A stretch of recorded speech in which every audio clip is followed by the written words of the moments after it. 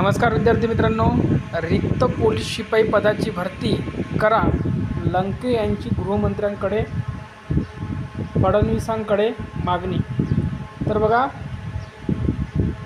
Maharashtra police दलात रिक्त असलेली पोलीस शिपायांची 18,500 पदाची भरती प्रक्रिया तसेच निरीक्षक पदांच्या भरतीसाठीचे मागणीपत्र राज्य लोकसेवा आयोगाकडे आचारसंहितापूर्वी पाठवण्यात यावे, अशी मागणी खासदार निलेश लंके यांनी उपमुख्यमंत्री तथा गृहमंत्री देवेंद्र फडणवीस यांच्याकडे 2 स्वतंत्र पत्राद्वारे केले आहे।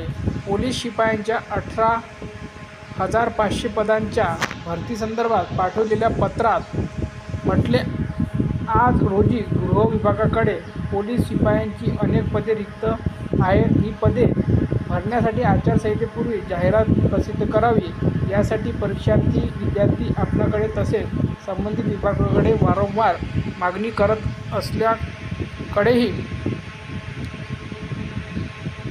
खासदार लंके यांनी लक्ष वेधले।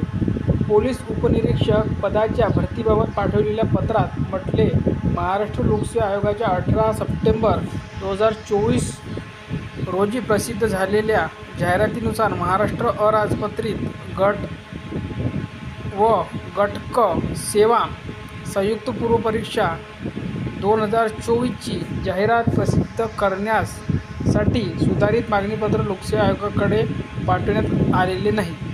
त्यामुळे ही जाहिरात प्रसिद्ध होऊ शकत नाही। त्यातच आचारसंहिता तोंडावर आली आहे।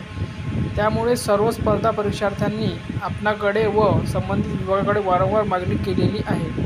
जाहिरात लवकर प्रसिद्ध न झाल्यास स्पर्धा परीक्षांचा अभ्यास व सराव करणाऱ्या उमेदवारांचे वय वाढल्याने त्यांच्यावर अन्याय होणार असल्याचे खासदार लंके यांनी म्हटलेले आहे।